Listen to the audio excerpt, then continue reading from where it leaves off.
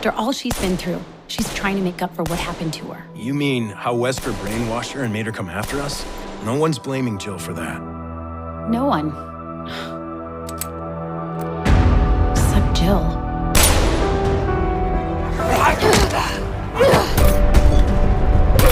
Dr. Taylor?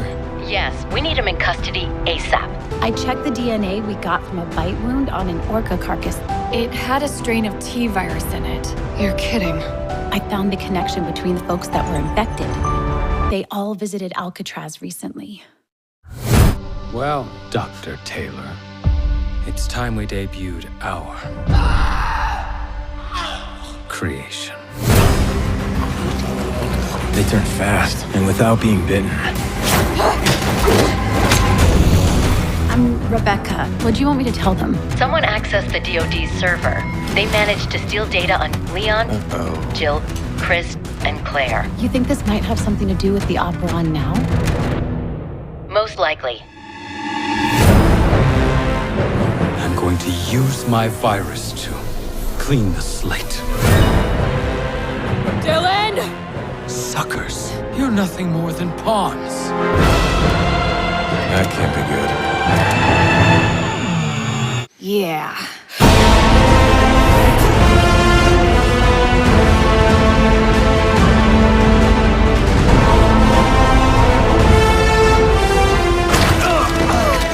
Doc! Excuse me? It's all yours. We're at the final stage now. That there is no justice. Well, it's over now. Time to light you up. Let's do it. All of us.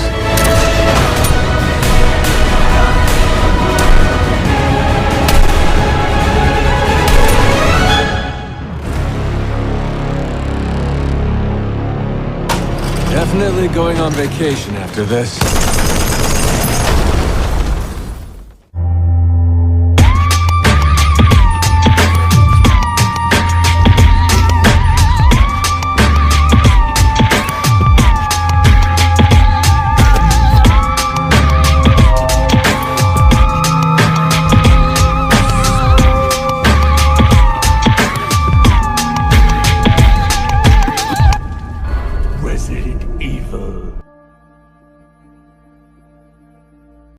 In 2015, Leon travels through San Francisco, California, tasked with rescuing and taking Dr. Antonio Taylor into custody after the man sells classified information to foreign entities outside of the US. Learning of his last location, the local police department deploys SWAT to retrieve him, only to encounter firepower from an unknown group who kidnaps Taylor and transports him in a van. During the mission briefing from Hunnigan, Leon catches sight of the van and chases it down the freeway. During this, he is confronted by a female biker working with the kidnappers, who tries to take him out. At the end of their altercation, the woman jumps onto Leon's bike to pull the brakes, sending him rolling onto the road. The motorcyclist is then revealed to be none other than Maria Gomez, who jumps back to the kidnapper's truck and flees the area.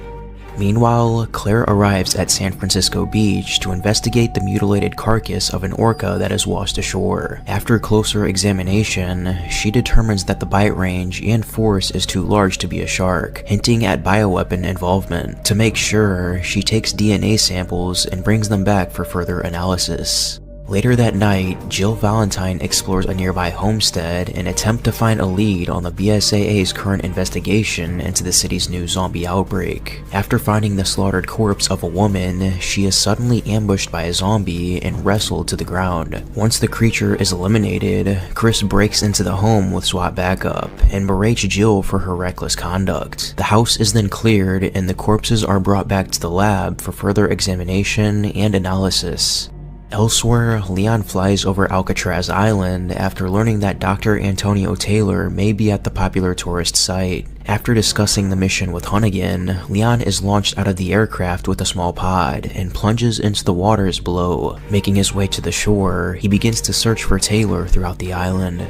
The next day, Chris visits BSAA advisor Rebecca Chambers, and she updates him about the 12 cases of the recent infection that is plaguing the city. The corpses of the infected are revealed to contain an advanced strain of T-virus, which cannot be transmitted through airborne or saliva. Every victim bitten by them succumbs to their injuries and dies shortly after. Additionally, all of them had needle marks on their body, indicating a direct means of infection. Following their conversation, Chris visits Jill in the shooting range and requests her to stay off this case and get some rest. However, Jill firmly declines the notion and begins to recount her years under Wesker's control, where she wanted all of her friends dead. Chris then tells her of the soldier he took under his wing during her absence named Piers Nivens, who ultimately sacrificed himself to save Chris. He begins to reiterate they must be careful that they don't become numb to their mission. Jill, however, looks only at the present mission where innocent people are being made to kill as she once had been, and wants whoever is responsible taken to justice above anything else.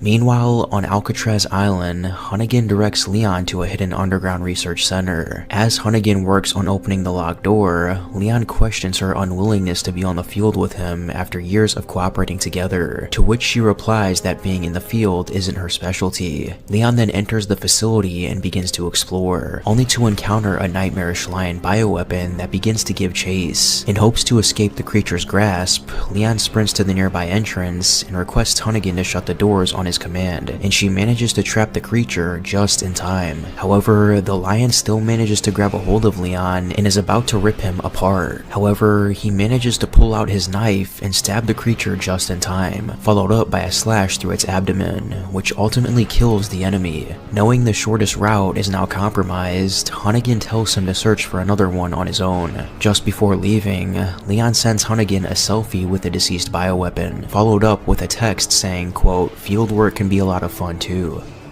Elsewhere in the facility, a deranged man named Dylan and his accomplice Maria check over Dr. Taylor's recent work on developing prototype bioweapons and orders it to be moved to mass production. Dylan toys with Taylor by playing Russian roulette with his revolver. Both of them survive, convincing Dylan they are fated for other things. Back at the BSAA laboratory, Chris and Jill meet up with Claire and Rebecca to discuss their findings. Claire reveals that several whales near the National Marine Sanctuary in Alcatraz have disappeared recently. Additionally, the orca that washed up on shore was found to be infected with the same strain of T-virus found in the human corpses, confirming a link. Rebecca also finds that all of the recent T-virus victims have visited Alcatraz recently, and with that, Chris, Jill, and Claire head out to Alcatraz Island posing as tourists, while Rebecca begins work on creating a vaccine for the new T-virus strand.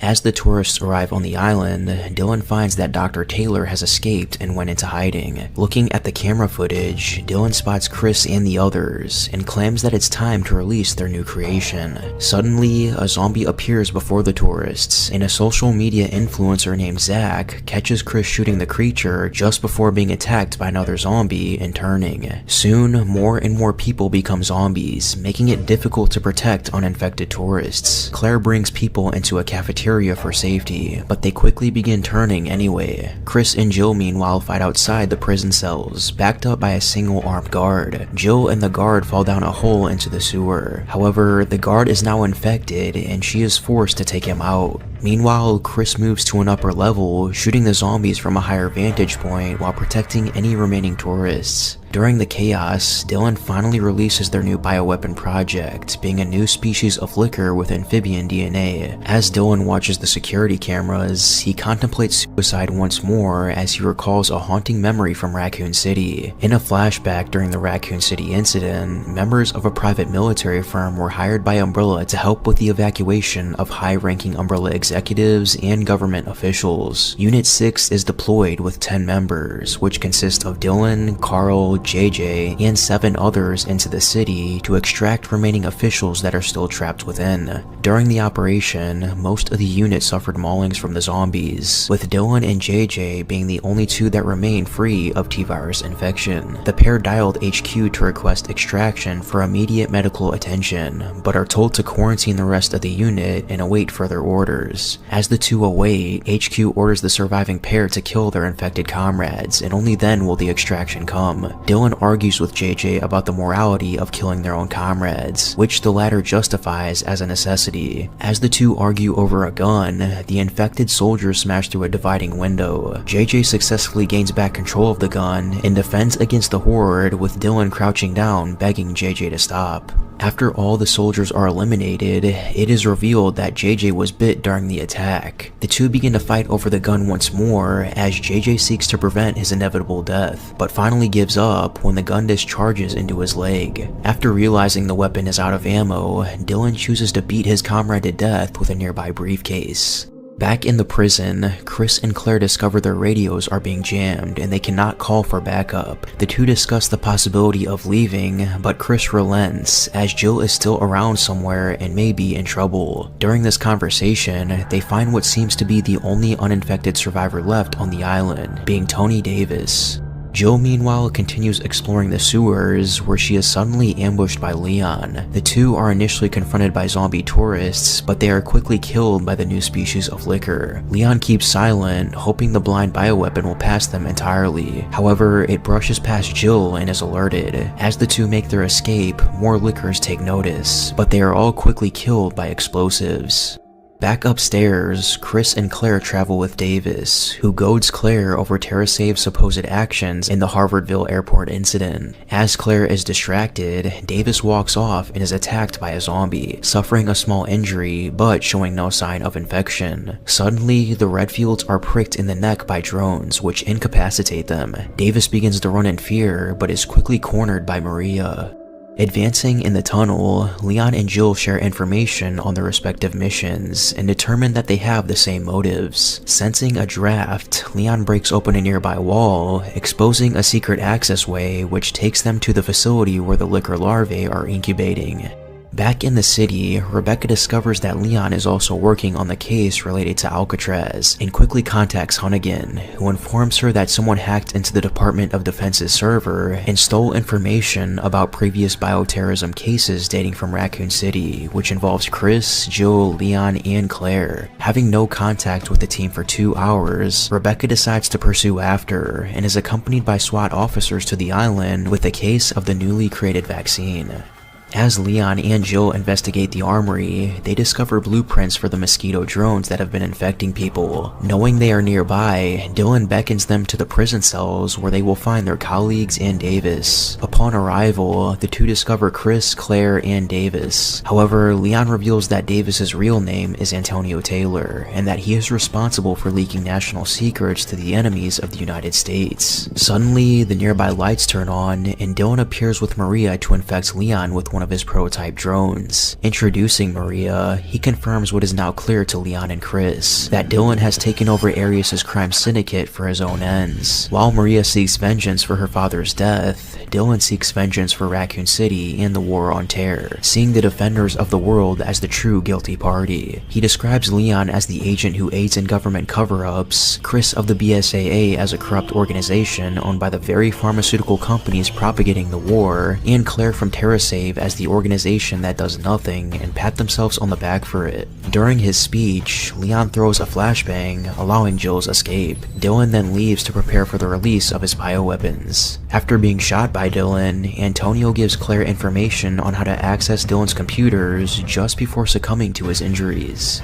Elsewhere, Rebecca's rescue party is killed by the bioweapon shark named Megalodon as they cross into Alcatraz, though she succeeds in bringing the vaccines into the facility. She finds Jill in the sewers and the two explain their current situations. After discussing, Jill heads after Dylan in the armory, while Rebecca heads to the prison to treat the others. Leon then rushes to the facility and is quickly met by Maria, where the two begin a brawl. After a long showdown, Maria is pushed into a metal pipe and impaled, leaving her to fall in defeat as Leon whispers that she can now be with her dad again. Meanwhile, Jill confronts Dylan, who infects himself and falls backwards into the water, emerging as a giant monster after he fused himself with a megalodon. Chris, Claire, Jill, Rebecca, and Leon fight Dylan, but even with the use of a rocket launcher, they are having trouble taking down the creature for good. Leon then orders Claire and Rebecca up to Dylan's computers to stop the release of the drones, while the others fend Dylan off. Commandeering a fuel truck, Leon rams it into Dylan and tosses a grenade to make it explode, wounding him in the process. As Claire gains access to Dylan's computers, the others continue to fight the massive creature using nearby weaponry, with Jill recovering an experimental plasma rifle. Chris and Leon take a jeep out to distract Dylan while the rifle charges, and although Jill is successful in firing, Dylan is not killed immediately and continues his rampage. As Leon and Chris come to her aid,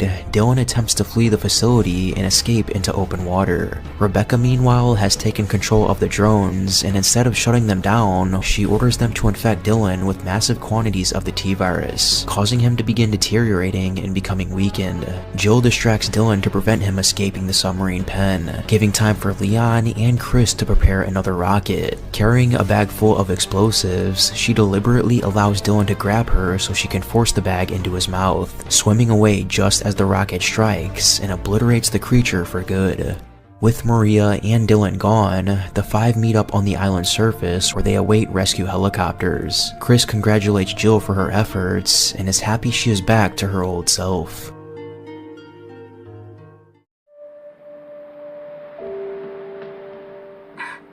Hey, baby! I just wanted to send a quick hello and I love you. Oh, good news! I'm gonna be coming home soon. Yay! Oh, I cannot wait to be done with this babysitting job and come home to my loving husband. I miss you. Oh, I gotta get back to work.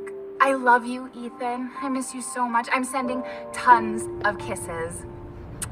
Bye, baby.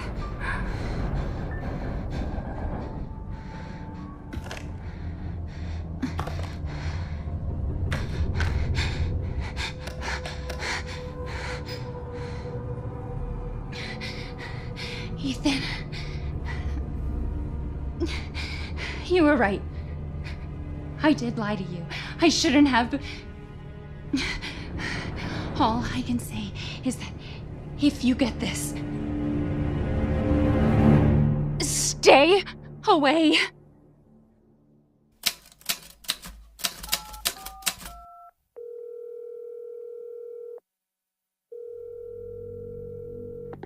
Hello? Hey, it's Ethan. Oh, hey. You alright? You just disappeared the other night. Yeah, no, I'm good. I'm good. It's Mia. She's not dead, she's alive. She's back. They found her? How? What happened? I don't know. Look, I don't know how, but she's back. She's back somehow. Maybe it's a prank, but she wants me to come and get her. Where is she? Dulvey, Louisiana. Dude, it's been 3 years. I know, but what if it is her? I have to find out what happened.